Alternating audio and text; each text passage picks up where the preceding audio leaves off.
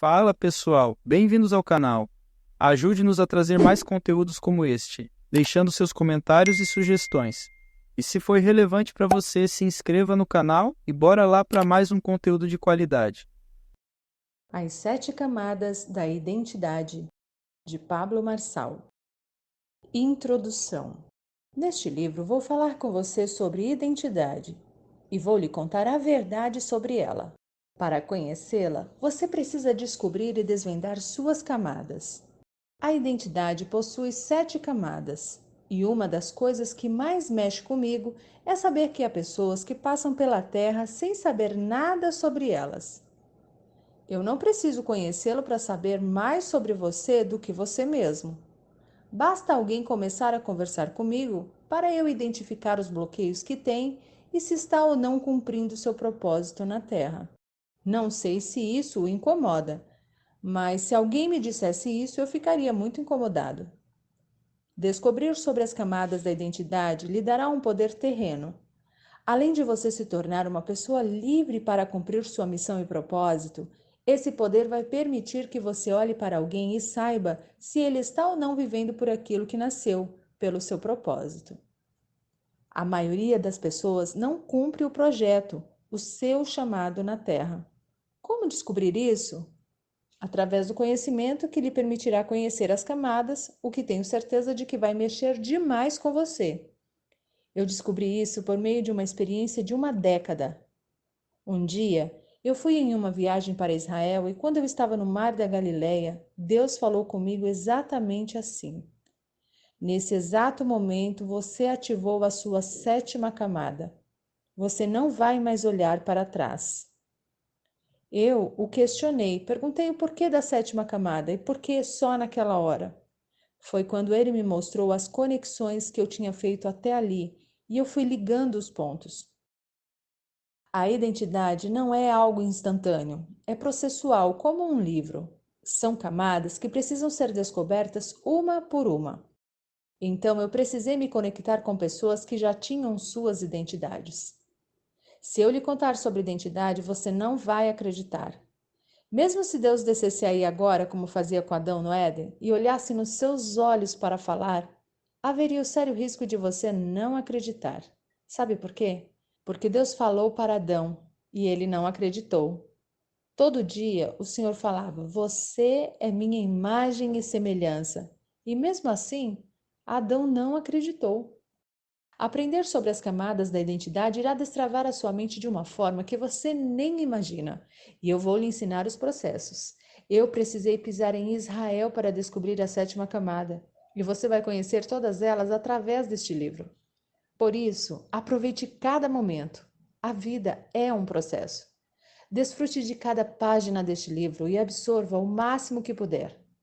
Esta obra é uma viagem, é um despertar. Você passará por um processo.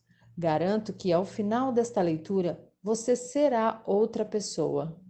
O mais surpreendente é que, na verdade, você será quem sempre foi. A única diferença é que hoje você ainda não sabe quem é. Lesh Lehá. E criou Deus o homem à sua imagem, a imagem de Deus o criou. Homem e mulher os criou. Gênesis 1, 27. Camada 1. O projeto. Quem é você para Deus?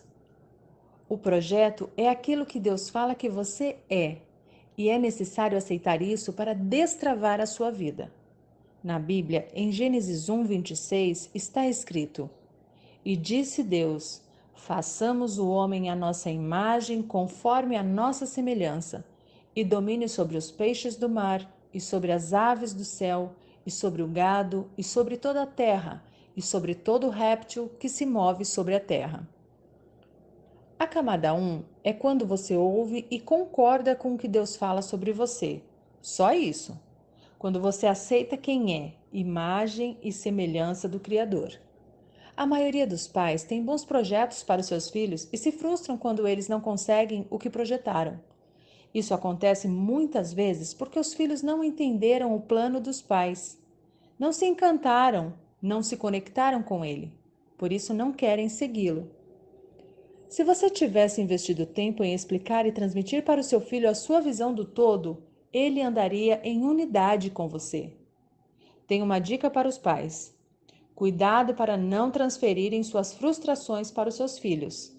Não transfiram profissão e chamado, senão vocês irão acabar com a vida deles. Será que seus filhos têm o mesmo chamado que o seu? Falo isso porque sei que alguns pais transportaram para a prole o que queriam ser. Se não chegaram muito longe, passaram pela frustração de não conseguirem ser mais e automaticamente deram para o filho a obrigação de cumprir o chamado que não conseguiram realizar. O problema é que quando você joga a sua responsabilidade nas costas de outra pessoa, isso vira um fardo que a impede de ver o que Deus realmente quer dela. Você precisa estar em unidade com Deus, assim como também precisa estar em unidade com seus pais. Dessa forma, você não vai entrar na onda de ficar resolvendo frustrações dos outros, por mais que esses outros sejam os seus progenitores. Se você é desses que ainda acha que discordar dos pais é desonrá-los, você está enganado. Honrar pai e mãe é aceitá-los do jeito que são, e aceitar não significa dizer amém para tudo. Você precisa se conectar direto na fonte para saber o real motivo pelo qual você foi chamado. Deus tem um projeto excepcional para a sua vida, e quando você entender isso, irá realizá-lo com maestria. Contudo, antes, você precisa estar em unidade com o Senhor. Quando eu falo unidade, não quero dizer união, pois são coisas diferentes, sabia? Vou clarificar para você. Pense nas batatas. Isso mesmo, os tubérculos. Se você tem um saco de batatas, você tem união. Se você tem um purê de batatas, você tem uma unidade. Consegue entender a diferença? União gera dispersão. Unidade gera propósito. É somente através da unidade que você prospera de forma assustadora. Deus já falou quem você é. Não precisa mais acreditar em nada que outra pessoa fale que seja contraditória ao que ele afirmou sobre você. Ele o conhece antes da fundação do mundo. Coloque isso na sua cabeça. Você é imagem e semelhança dele. Aceitar o que o Criador falou sobre você já destrava essa primeira camada, mas não completamente. Para concluir, você precisa mais do que só ouvir. Você precisa viver, ter experiências. Estas lhe trarão resultados reais. Assim você vai enchendo a primeira camada. Só quando transbordar é que você irá passar para a próxima. Se não fizer isso, não vai conseguir evoluir, ir para a próxima fase, ou seja, para a próxima camada. O nome desse livro já diz: As 7 Camadas da Identidade. Você quer saber como eu descobri isso? Quando uma mulher faz uma cesárea para ter um bebê, são cortadas 7 camadas de pele. No seu cérebro também há 7 camadas. Deus criou o mundo em 7 dias. Por isso, fique muito atento ao número 7. 7 significa plenitude. Esse número significa está completo. A primeira camada é o projeto, ou seja, Deus falou e acabou a conversa. Quando comecei a equalizar isso, eu avaliava se o que as pessoas falavam sobre mim tinha a ver com o que o Senhor falava.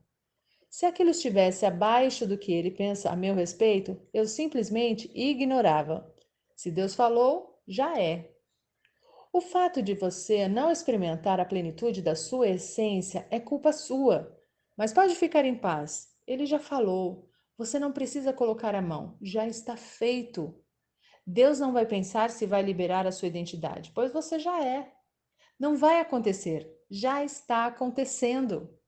Jesus não surgiu no dia em que nasceu de Maria, pois ele já é. Quando você entende isso, consegue vê-lo em tudo, o que fará uma diferença violenta no seu processo. Você não é um animal racional. Pessoas pensam e dominam sobre os seus pensamentos. Camada 2. Autoimagem. Como você se vê? Autoimagem significa como você se vê. O problema é que 80% do mundo tem problemas com a autoimagem. Acham que acreditam na camada 1, no que Deus falou, só que, na verdade, não possuem experiências com o Criador. Por isso, fingem acreditar. Sem a revelação de quem são, imagem e semelhança de Deus, é certo que terão uma visão distorcida de si mesmos. Por que distorcida? Porque a autoimagem não é como você se vê ou algo que você mesmo tenha criado, mas se refere à forma com a qual você enxerga através do que as pessoas em quem confia disseram a seu respeito. Preste atenção em uma coisa. Às vezes, a insegurança do seu pai ou da sua mãe configurou você de uma forma errada e falaram tanto que você acreditou. As pessoas em quem você confia não pedem passagem para entrar no seu cérebro. Esse já fica aberto para elas. Por isso, elas são as únicas que o machucam. Para que você não tenha dúvidas do que eu estou falando, imagine-se numa conversa com um mendigo ou um desconhecido. Do nada, ele fala que sonhou na noite anterior que você havia morrido. Certamente você não vai se importar com isso. No entanto, se a sua mãe, após acordar, estiver sentada no sofá olhando para você e disser: "Eu sonhei que você vai morrer", isto é o suficiente para você não sair de casa. Você confia na sua mãe e crê em tudo que ela fala, por isso se vê sem alternativas. Se ela fala que você vai morrer, você crê que vai morrer. Tudo isso porque você acredita. Quero reforçar que a intenção de seus pais, quando falam algumas coisas, geralmente é positiva, mas tais coisas fazem parte apenas do mundo deles. Não é porque são seus pais que você tem que acreditar no que eles disserem. Sabe o que você tem que fazer com sabedoria e respeito? Questionar. Quando você lhes pergunta qual foi a intenção deles por trás de suas palavras, isso não é desonra. Você aprendeu que não pode perguntar, que questionar é desonrar, e isso é uma grande mentira. Só amigos de Deus fazem perguntas a Ele. Se você pode perguntar ao Criador, então também pode perguntar aos seus pais. Geralmente, quem não gosta de ouvir perguntas são pessoas que não têm respostas. Indivíduos livres não têm problema algum em serem questionados. Quando você conversa com uma pessoa religiosa, faz uma pergunta para ela e em seguida faz um segundo questionamento para o qual ela não tem resposta, isso já é suficiente para que ela o rotule como um rebelde ou o mande para o Hades. O rebelde da nova geração cristã é aquele que faz 3 perguntas que o outro não tem resposta, e esse é um grande problema dentro das instituições religiosas. Como a autoimagem é uma formação de opinião sobre si mesmo que não foi produzida por você, mas por tudo que disseram a seu respeito, você precisa ficar atento à liderança que influencia a sua vida, pois se disseram coisas ruins, você terá uma autoimagem distorcida. Se essas coisas ruins foram ditas por quem você confiava ou que exercia alguma autoridade sobre você, é certo que isso teve muito peso na formação da sua autoimagem. O que o seu irmão mais velho falou quando você era pequeno talvez tenha sido o que você se tornou hoje. O que o seu pai falou, o que a sua mãe falou, o que as pessoas que cuidaram de você falaram, foi o que formou a sua autoimagem.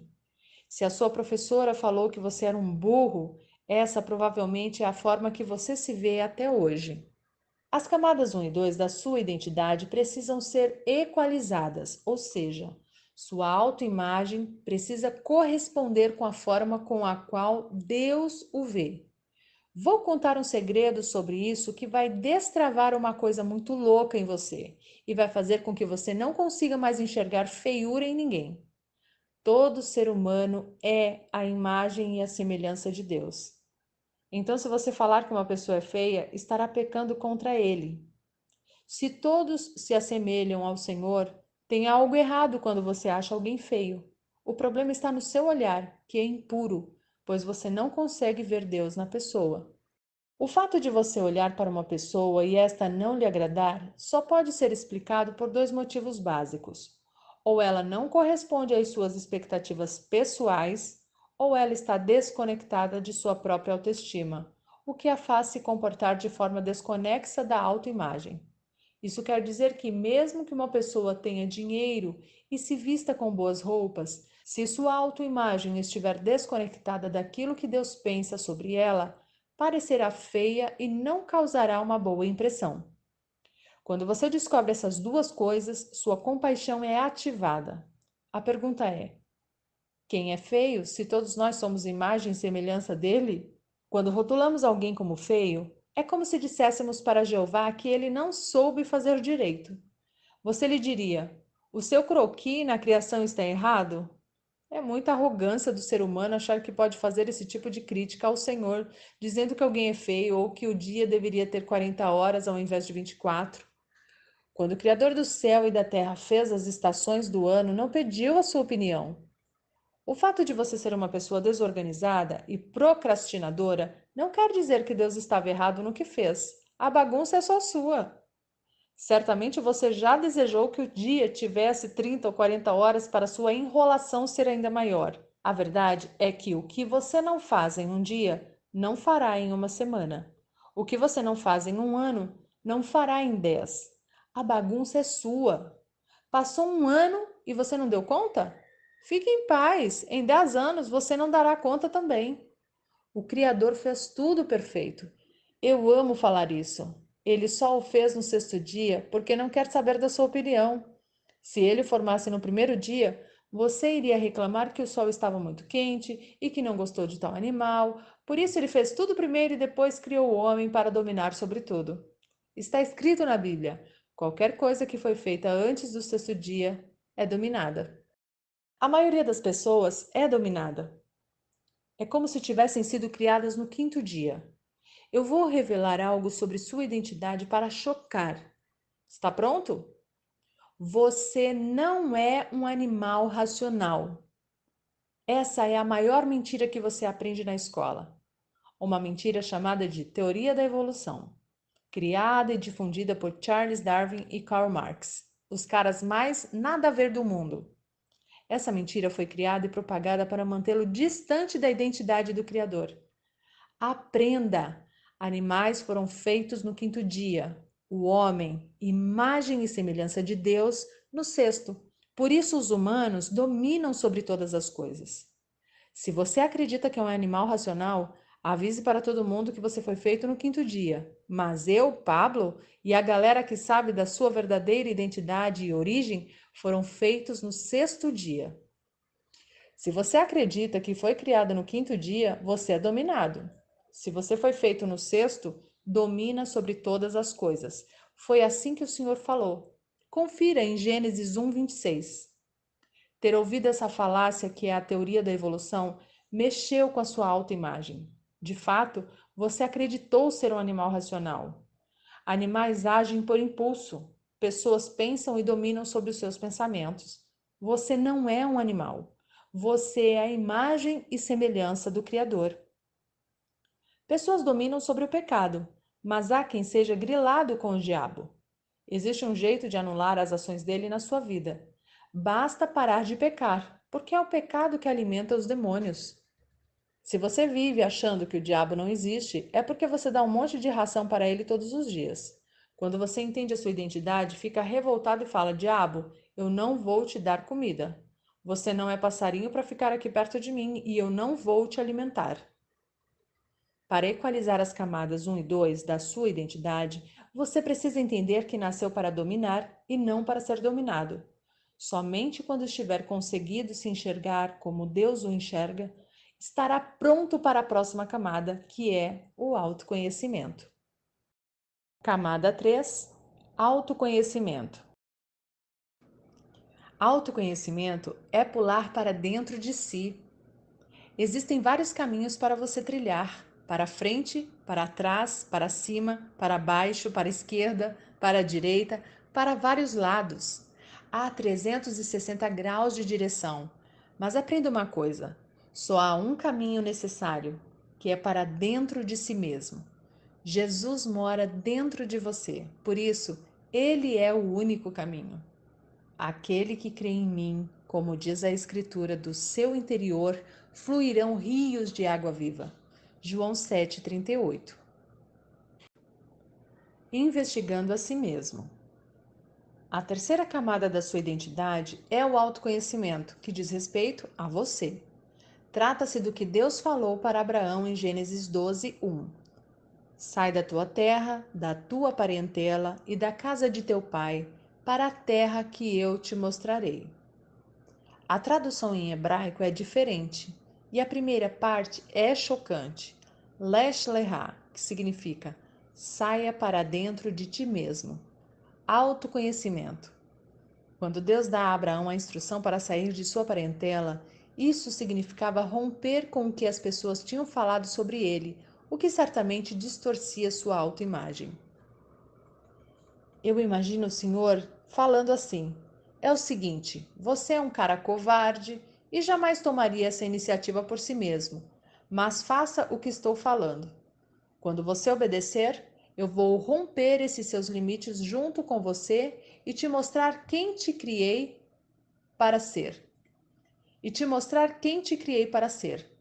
Será que você dá conta de ouvir a voz de Deus falando agorinha, Lesh Lehá?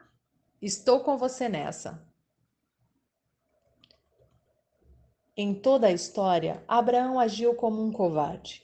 Como um homem com esse atributo se torna um pai da fé? Somente rompendo seus próprios limites. Deus já o enxergava assim e não via as dificuldades que ele tinha. Aprenda este código. O Senhor não olha para suas dificuldades. Ele não está nem aí para isso, pois o vê reinando. Ele não se importa com a sua fase agora. Não acha que você seja um coitado. Não fica olhando para as suas limitações, que são só suas, estão apenas na sua cabeça e é você quem as inventa.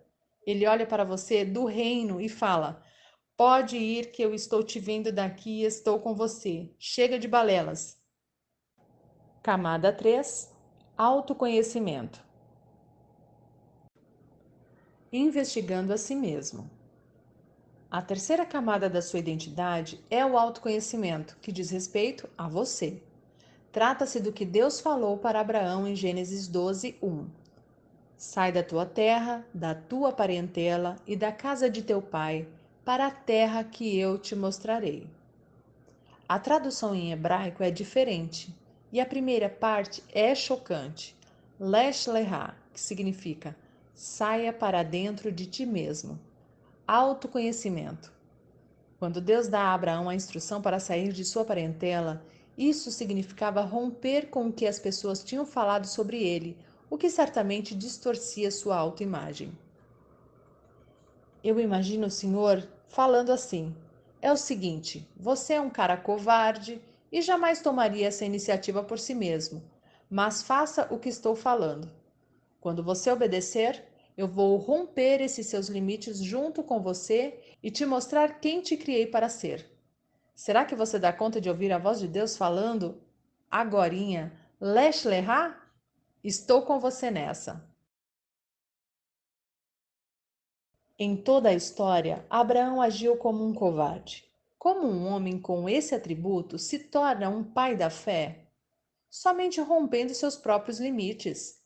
Deus já o enxergava assim e não via as dificuldades que ele tinha. Aprenda este código. O Senhor não olha para suas dificuldades. Ele não está nem aí para isso, pois o vê reinando.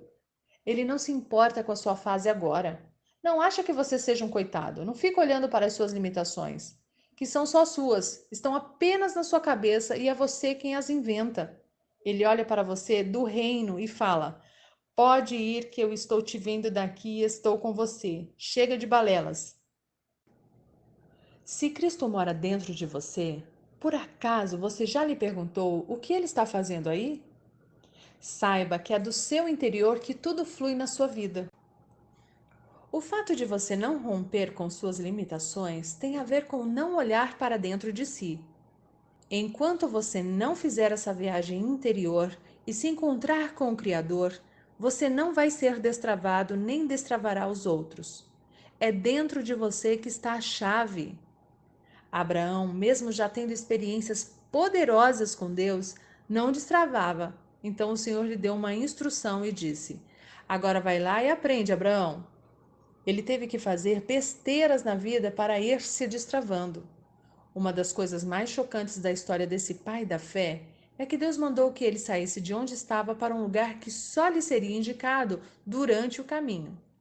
Se o Eterno falasse para ele ir para o pior lugar da terra, você acha que ele iria? Seria como mandar você sair do seu país para outro com uma realidade econômica inferior à do seu. O Brasil é próspero, é a nação que tem mais commodities do mundo. Temos cidades aqui como Goiânia, a minha terra, que tem o PIB superior ao de muitos países. Imagine que você recebeu uma instrução para sair de Goiânia e ir para o Afeganistão. Você não iria de jeito nenhum. Por isso, Deus não mostrou para Abraão onde ele iria. Quando o Senhor mandou Abraão sair, dizendo que mostraria o destino, estava afirmando que a prosperidade não tem a ver com o lugar, mas com quem você é. Deus mandou Abraão sair da Mesopotâmia, que era o lugar mais próspero na época, como os Estados Unidos de hoje, e o enviou para Canaã, que era uma terra de maldição. Deus estava falando que quem carrega a prosperidade é você. Quando entendemos isso, o lugar que tocamos com nossos pés ou mãos prospera. Vou explicar novamente. Primeiro, siga o caminho para dentro de si. Depois, rompa com as limitações que criaram na sua cabeça e que você acreditou. Na hora em que você encontrar o rio de águas vivas que está dentro de você, ninguém será capaz de paralisá-lo. O lugar em que você estiver irá prosperar. Essa camada para mim é a mais bruta que existe, porque nela ninguém pode fazer nada por nós. Na camada 1, Deus o define. Na 2, seus pais, familiares ou professores o definem. Na camada 3, ninguém vai falar nada. Você vai ter que fazer seu caminho por decisão própria. Grave isto. Camada 1, Deus falou. Camada 2, meus pais, parentes e professores falaram. Camada 3, ninguém vai falar nada, você vai ter que fazer. Rompemos limites com ações e não com palavras. Vai lá e rompe. O limite é uma barreira que vai exigir uma ação para ser retirada do seu caminho. Você só terá autoconhecimento e descobrirá o poder que está dentro de você quando romper as barreiras com atitudes práticas.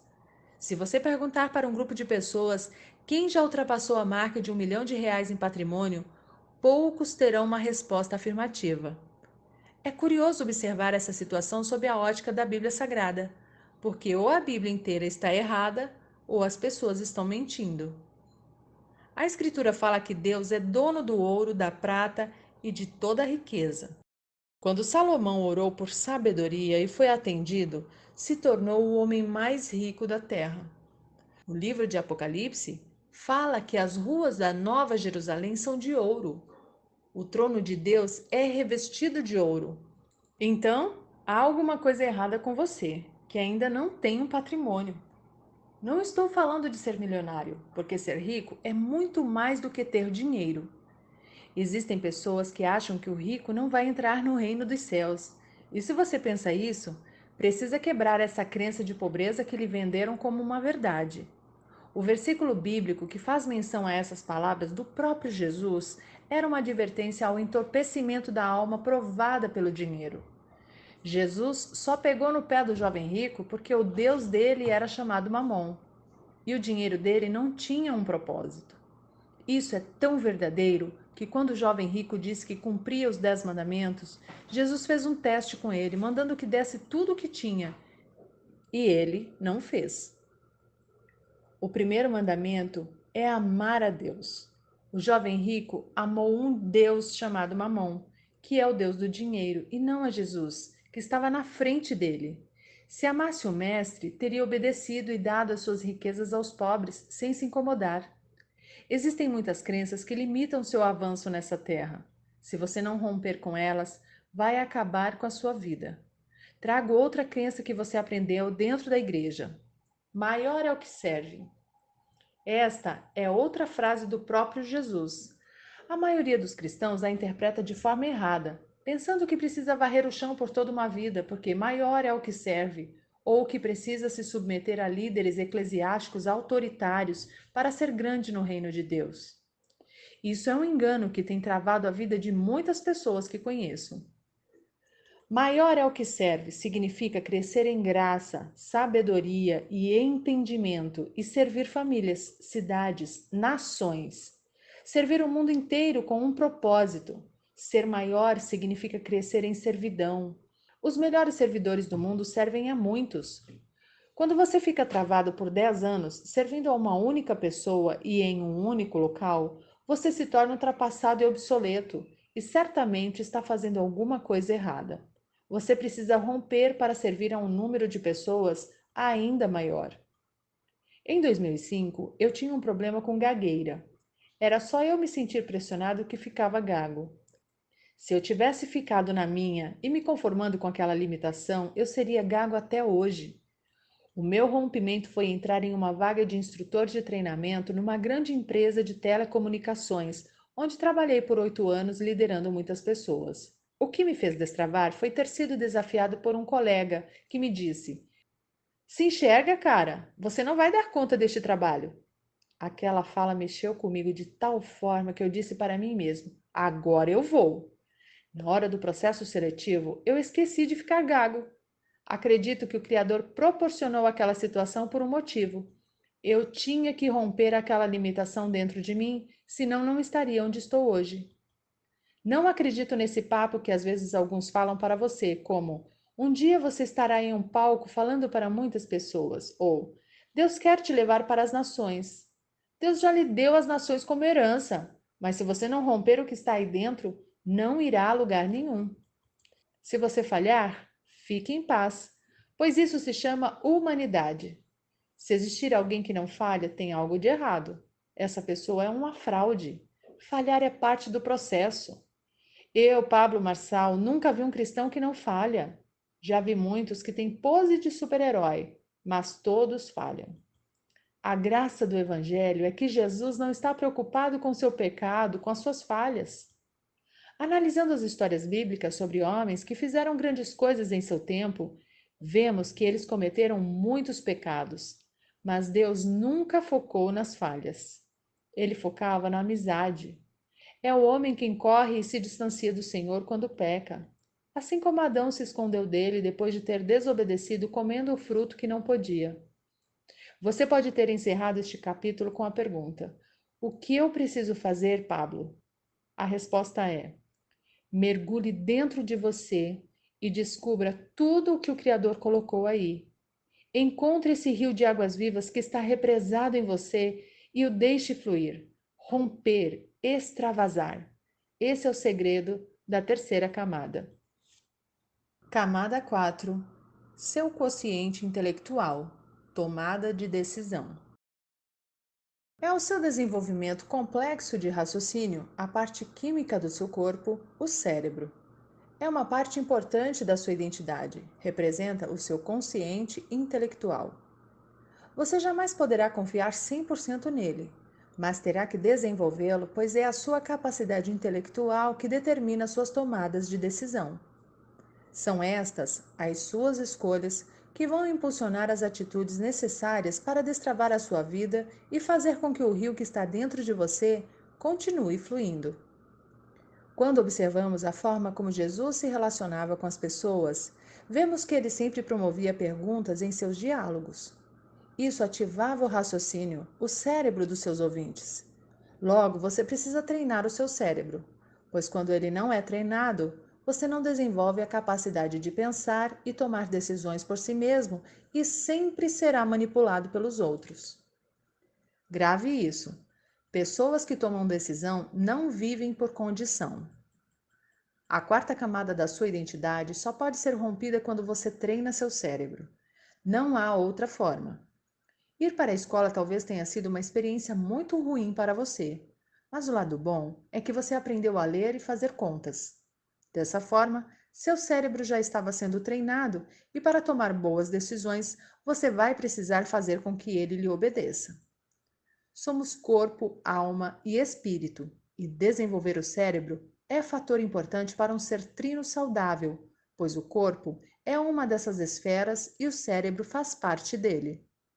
Muitas pessoas possuem a crença equivocada de que o cérebro não presta, já que ele está no corpo e o corpo é a carne, e a carne não presta para nada a não ser para distanciar o homem de Deus através dos prazeres desta vida.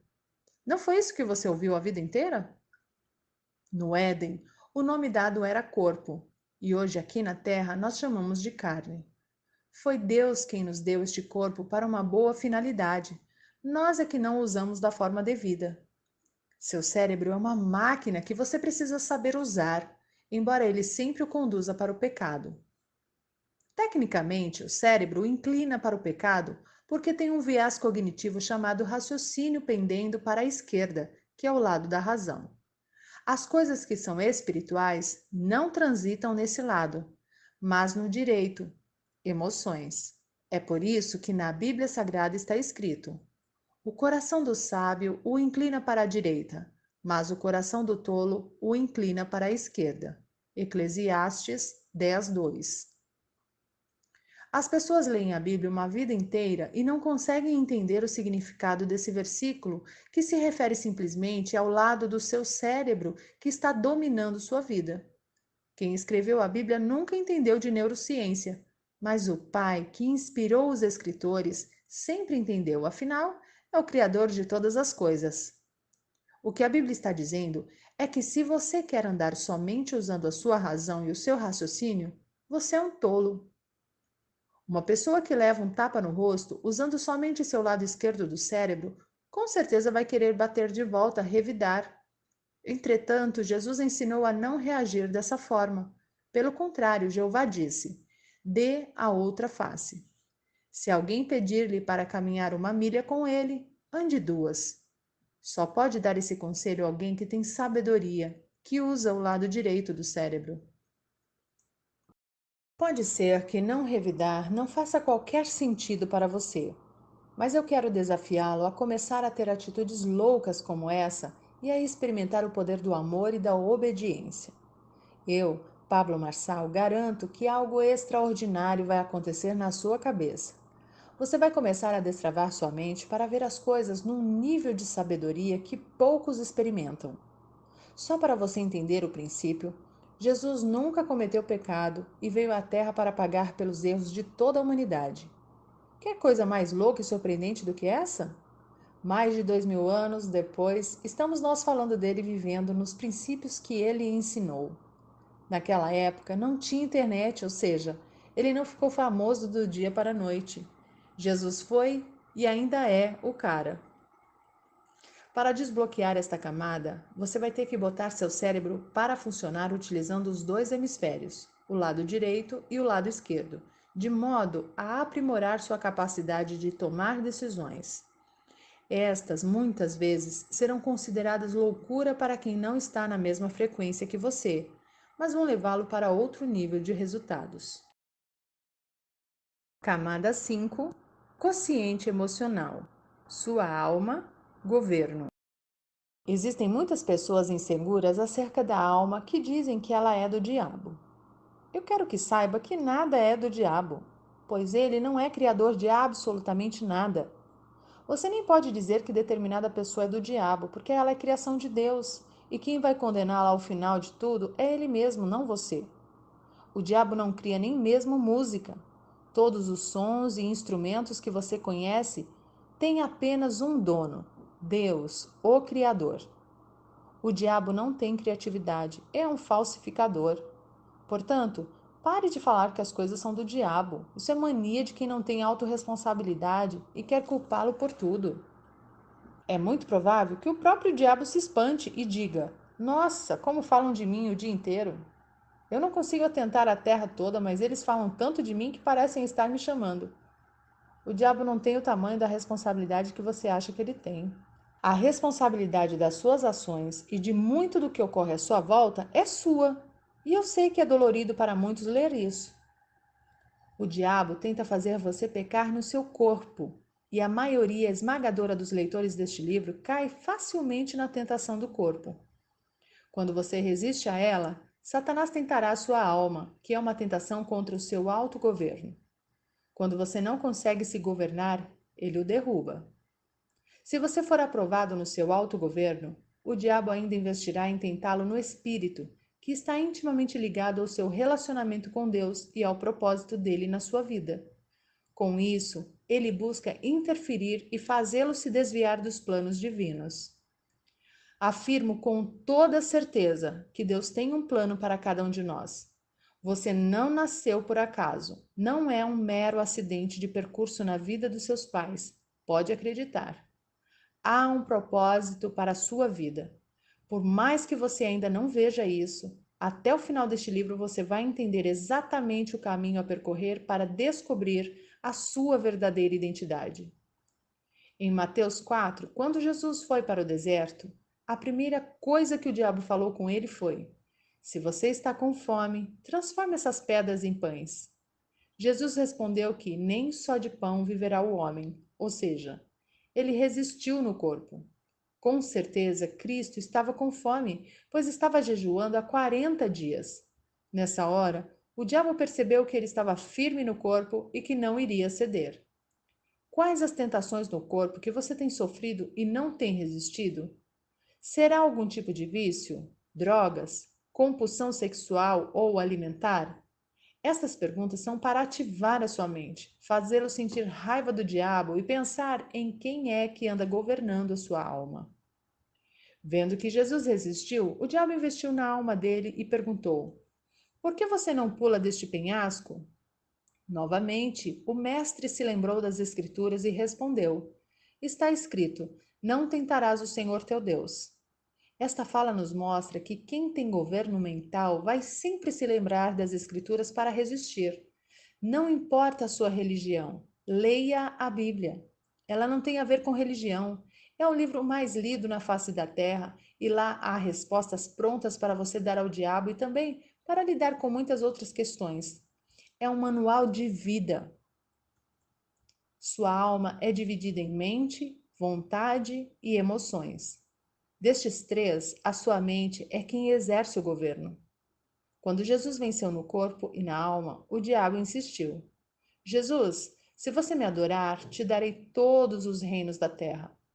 Novamente, Cristo usa a palavra: Somente a Deus adorarás e prestarás culto. Assim, Jesus venceu a tentação no deserto. Essa última tentativa diabólica buscou atacar a esfera do espírito, que é o assunto referente à sexta camada da sua identidade. Neste capítulo, você aprendeu que precisa exercer o governo sobre suas vontades e emoções e que não dá para passar a vida inteira responsabilizando os outros e o diabo pelos resultados que você não tem. Assuma a bronca, obtenha as armas certas e caia para dentro da sua vida. Camada 6. Quociente espiritual. Seu propósito. Quando o diabo tentou atacar Jesus em seu propósito, oferecendo-lhe todos os reinos do mundo em troca de adoração, ficou frustrado porque Jesus estava blindado com a palavra. Pode-se observar nas falas do diabo que a todo tempo ele tenta colocar uma dúvida na cabeça de Cristo, pois dizia: Se tu és o Filho de Deus, faça tal coisa. Toda vez que Satanás quiser roubar seu propósito, vai jogar uma dúvida na sua cabeça para o confundir. Essa condicional acaba nos fazendo cair na armadilha dele e nos esquecer da nossa verdadeira identidade. O se é um instrumento de dúvida apenas do interlocutor. Se você contra-argumenta, a dúvida encontra uma brecha na sua mente. Jesus não viveu uma crise existencial quando teve sua identidade questionada pelo diabo, pois não teve dúvidas de quem era. Assim como Jesus, você precisa ter certeza da sua identidade em todos os momentos da sua vida. Em Mateus 3, no batismo de Jesus, Deus disse: Este é meu filho amado. Ao se batizar e levantar das águas, essa foi a frase que ele ouviu do Pai e que encheu o coração e a mente dele de tal forma que não havia espaço para dúvidas. Logo depois desse acontecimento, Cristo foi para o deserto, cenário onde ocorreu a investida satânica contra sua identidade. Se o próprio Filho de Deus foi tentado, não tenha dúvidas de que você também terá que passar por tentações. Você está preparado? Ou vai ficar patinando sem saber quem é, nem para onde está indo? Este livro vai ajudá-lo a encontrar a mesma força que havia em Jesus. A autoimagem do Filho de Deus era consolidada. Particularmente, penso que quando ele viveu momentos difíceis, sempre se lembrava da voz de sua mãe: Filho de Deus, fruto do Espírito Santo, eleito do Senhor, vencedor. Eu tenho certeza de que era assim que Maria lhe chamava. O pai não entregaria seu filho para ser cuidado por uma mulher fraca, que não soubesse o seu papel. Quando você está no deserto, passando por momentos difíceis, vai se apegar às palavras que ouviu das pessoas que mais ama, aquelas que mais tiveram influência sobre você. Por isso, a importância de confrontar sua autoimagem e equalizá-la com o que Deus falou ao seu respeito. Deserto é lugar de autoconhecimento. Todos os grandes homens da Bíblia precisaram passar por ele para romperem e descobrirem sua identidade. Eles precisaram sair de onde estavam e passar pelo deserto para tocar o terror na sua geração. Falo isso com propriedade, pois também sou teólogo. Deus gosta de pessoas que se movimentam. É preciso olhar para dentro e romper com toda a imagem errada que você tem de si mesmo. O lugar mais favorável para fazer esse mergulho interior é o deserto. Não há outro. Existem algumas pessoas que dizem que Moisés não cumpriu seu propósito de vida porque não entrou na terra de Canaã. Elas se enganam, pois o propósito divino para ele era levar o povo até lá, e ele cumpriu. O propósito de José não era ser governador do Egito, mas alimentar e salvar uma nação. Quando ele foi expulso de casa, Deus disse que o propósito dele era cuidar daqueles que o haviam magoado e rejeitado.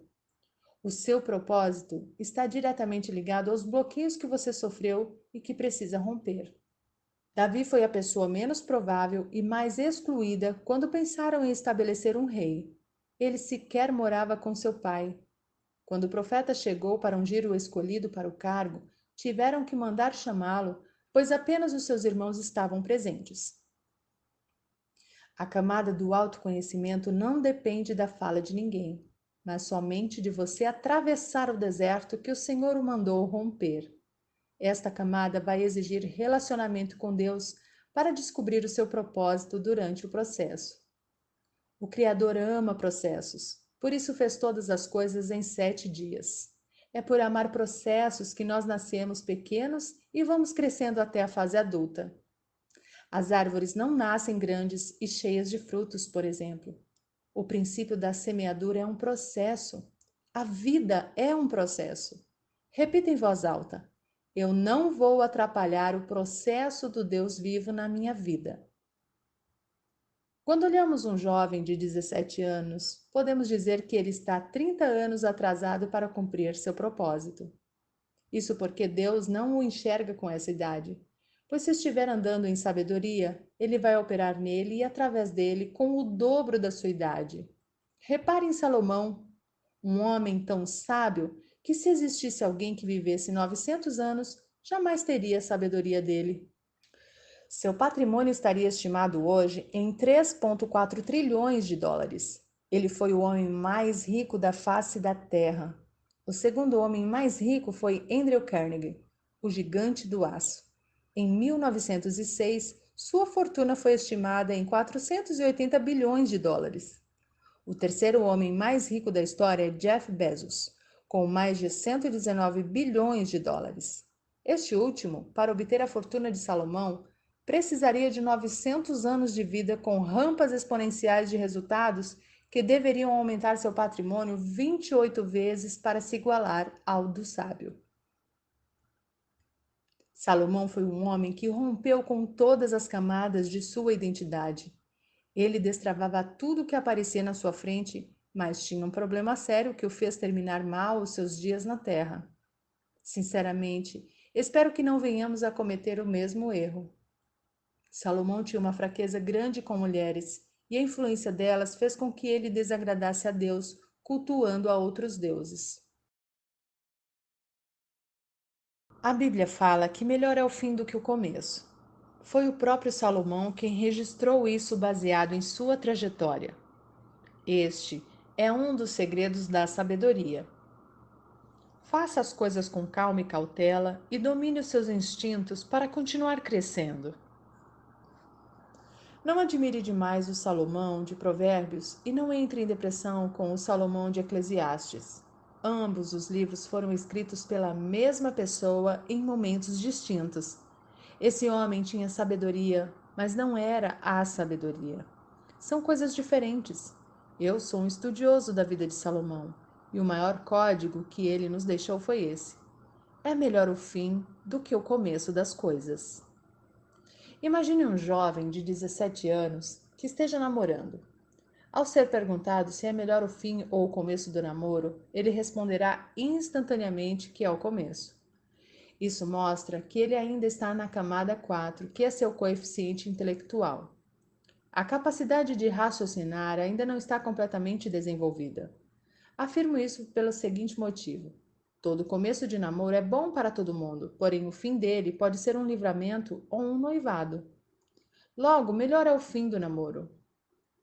Em ambos os desfechos, com certeza foi melhor que o começo. Também é melhor o fim do noivado, pois ou você recebeu um grande livramento e terminou aquilo que ia ser um eterno fardo, ou terminou porque se casou com a pessoa que Deus aprovou para você. Não se escandalize com essa pergunta. É melhor o fim ou o começo de um casamento? Quero que você realmente pense nisso. Qual é o fim de um matrimônio? A morte.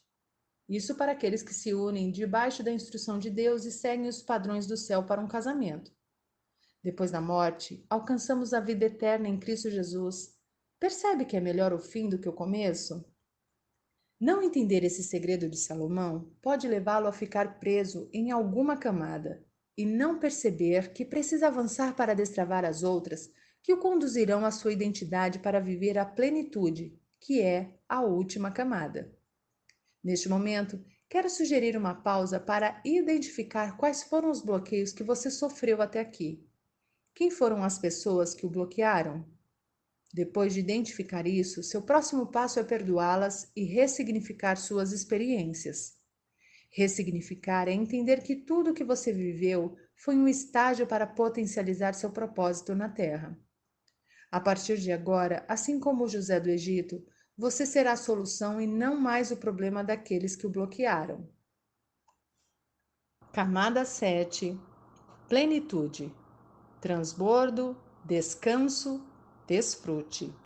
Identificamos que alguém chegou nesta camada quando Deus lhe pede para dar o que tem para alguém e o indivíduo prontamente obedece. Quando o Senhor dá ordens assim, você tem o direito de perguntar por quê, e ele certamente vai lhe revelar todos os motivos. Saiba que o Senhor não tem problema em ouvir e responder às suas perguntas.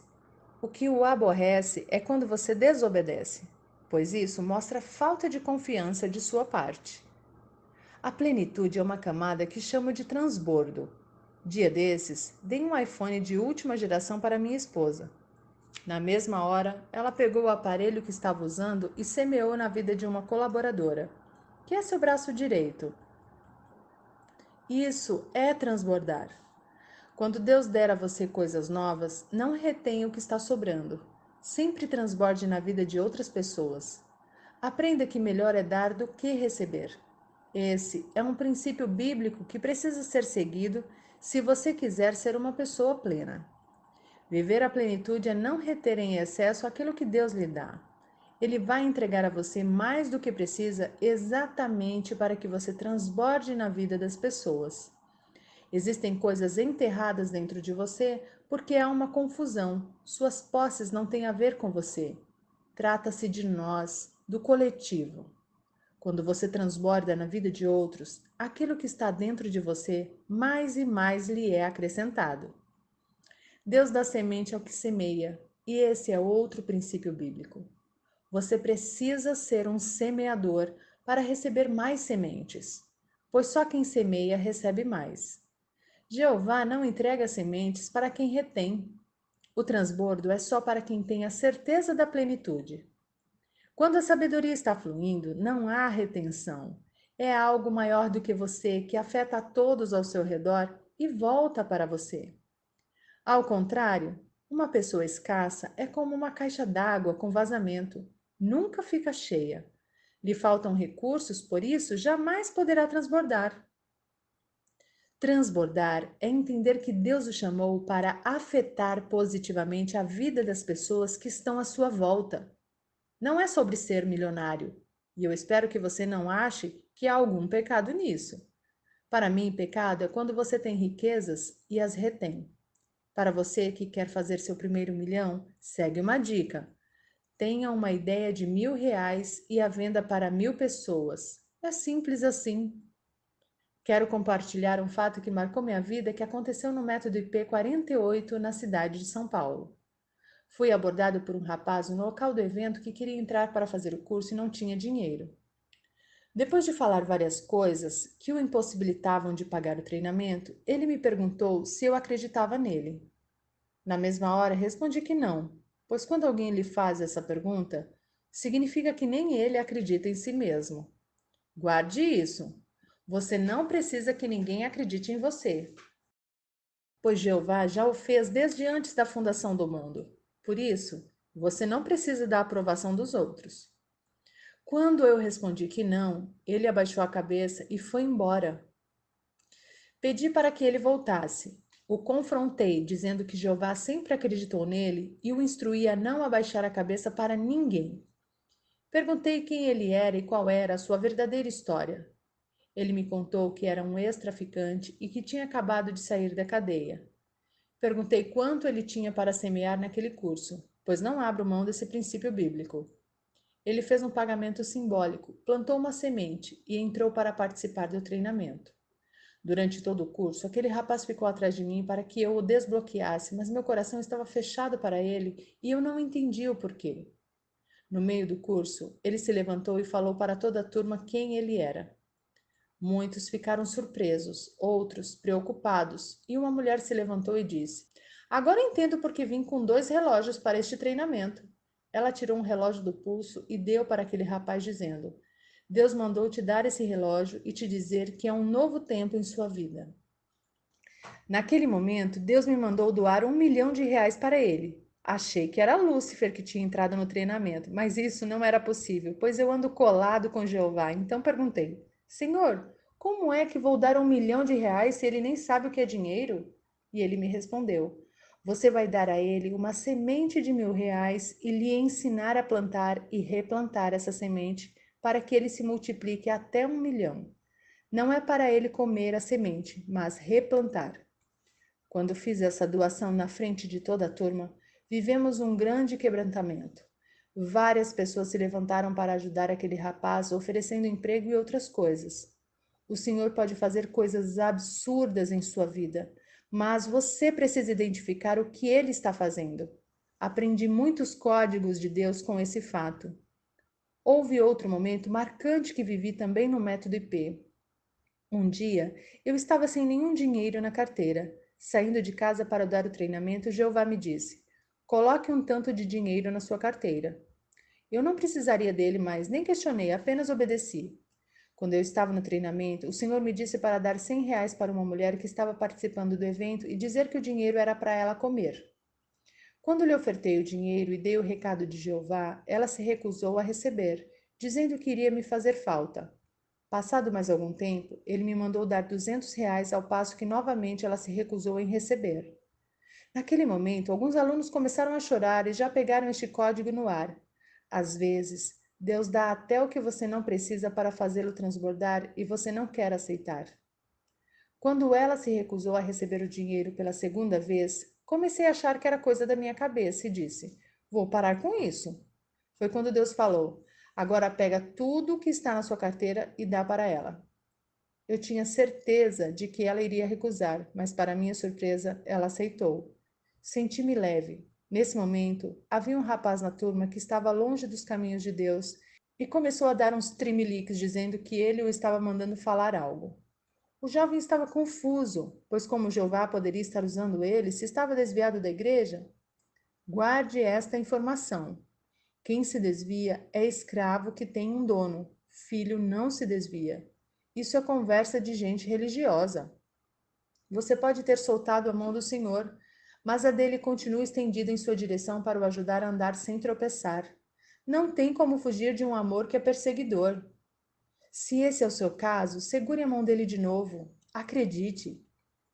Esse rapaz se acalmou e disse para a mulher que havia doado o relógio para o ex-traficante: Deus manda você pagar o almoço de todo mundo hoje. Depois olhou para mim e falou que eu deveria dar tudo o que eu tinha na carteira para ela. Achei estranho, pois eu disse que já havia dado tudo. Quando peguei a carteira e olhei, aqueles R$ 200 que ela havia se recusado a receber estavam em outro compartimento. Quase desmaiei quando vi, pois tinha certeza de ter doado tudo.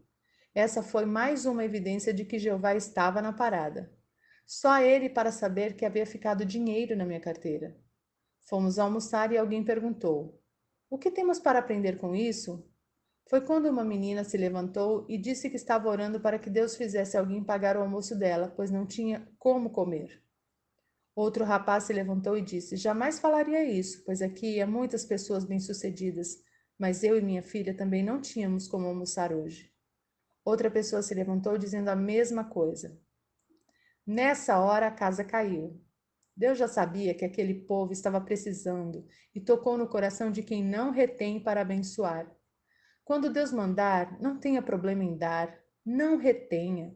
O que Deus vai fazer não é da sua conta, seja parceiro dele. Paulo, o apóstolo, era ensinado por Gamaliel e era cidadão romano. Ele era o cara, mas quando Jesus ativou a identidade dele, escreveu sozinho 75% do Novo Testamento. Caso você não saiba, Paulo era um perseguidor de cristãos e consentiu com a morte de muitos. Nós julgamos as pessoas pelas falhas que cometem. Deus a julga pela sua identidade. Chega um dia em que você descobre o que ele já sabe a seu respeito, e a partir de então, nada mais é capaz de segurá-lo. Não se escandalize com o que vai ler agora.